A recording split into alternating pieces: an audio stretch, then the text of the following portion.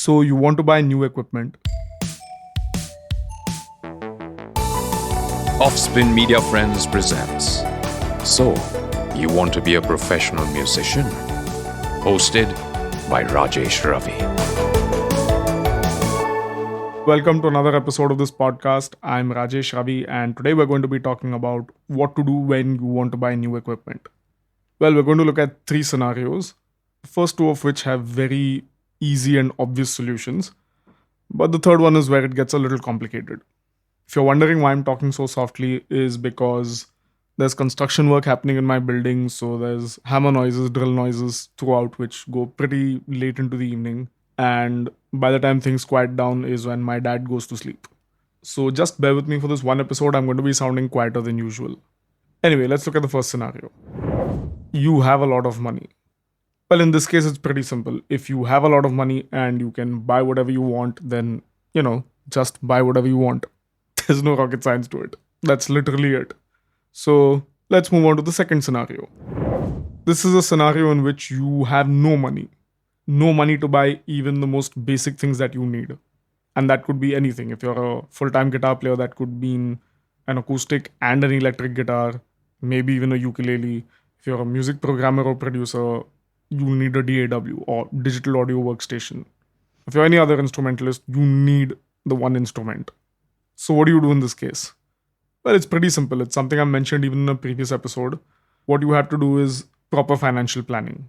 You need to do budgeting. You need to see how much money you're earning, how much is going in monthly needs, and what is left is disposable income. So it's your job to save up this disposable income wisely and keep building up a corpus where you can buy the most basic things you need for producing music as soon as possible. Again, that could be a sound card, it could be a DAW, it could be an instrument, whatever it is.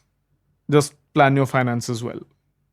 Now, the third scenario is where it gets tricky, and this is in fact the most common scenario that most musicians and music producers find themselves in.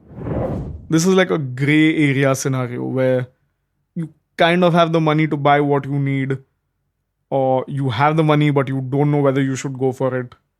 So the solution here is depends. Well, what does it depend on? First of all, you need to classify whatever you want to buy into needs and wants. Now, whether it's mics, instruments, preamps, processors, DAWs, plugins, or anything else that, instrumentalists and music producers need, you need to first ask yourself, what is my primary source of musical income, or what do I want my primary source of musical income to be?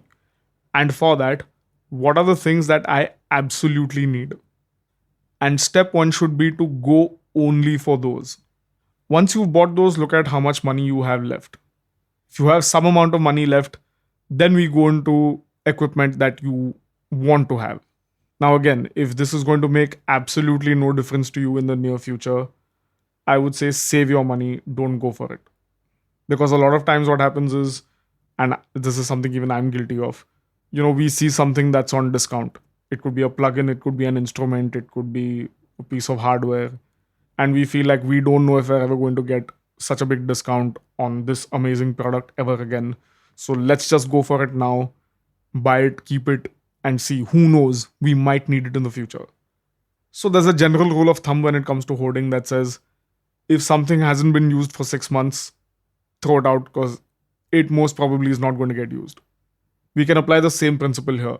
If this is something you don't see yourself using in the next 6 months, don't buy it. And remember, just because you're seeing a great discount now, that does not mean there isn't going to be a discount in the future, or there isn't going to be a sale in the future, or there isn't going to be a newer version of this same product that you're trying to buy in the future at a discount. So just hold on and be patient. However, there are some scenarios where it gets even trickier. Now, say for example, you're an instrumentalist, say a guitarist. Now, like I mentioned before, a guitarist will need an acoustic and an electric guitar, especially if you're someone who wants to earn a full-time living just playing guitar. But now the question is, in electric guitars, do you need two of them instead of one? One being a single coil and the other being a double coil, because those are the most basic classifications of electric guitars, and both of them sound completely different and serve completely different purposes. So now this is something in between a want and a need. Well, in this case, I personally would still lean towards not going for it unless you have the money, because there rarely ever is going to be a situation where a client or even a bandmate tells you that no, they want specifically a single coil sound for this or specifically a double coil sound for this. A client is, of course, never going to tell you this. And even if a bandmate or bandmates are insisting on that, you can always just borrow or rent. Same, I mean, if you're a keyboardist or pianist, no one is going to insist on you having weighted keys. So when it comes to instrumentalists, I would say they can still wait it out, save up, and once you have the money, diversify. Even though something may seem like it's a basic requirement, I mean, while it is in a theoretical sense, you have to be a little practical about these things. However, on the flip side, say you're a music programmer or music producer and you really need a horn section plugin, and the one that came inbuilt with your DAW isn't that great. Well, in this case, I would say you have to push yourself to buy that because you can't use bad plugins. Like using substandard plugins or substandard sounds is just not an option or should not be an option in your head. You want to produce good quality music because you want to get work, good work, high paying work, well respected work. So, this is a scenario in which I would suggest you push yourself.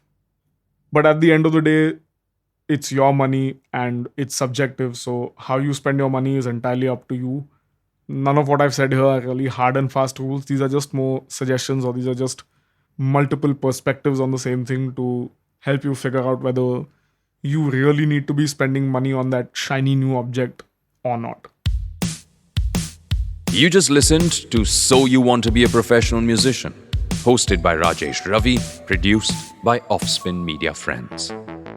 This podcast is live pretty much everywhere, on Spotify, on Amazon Music, on Apple Podcasts, on Audible, on Ghana, on Savan, on Wink, pretty much any other podcasting platform we could think of. Share it with a friend that you think just has to listen to this podcast. And if you don't mind, give the Offspin team a like, maybe a subscribe on their Instagram page. Keep listening to Offspin content and keep listening.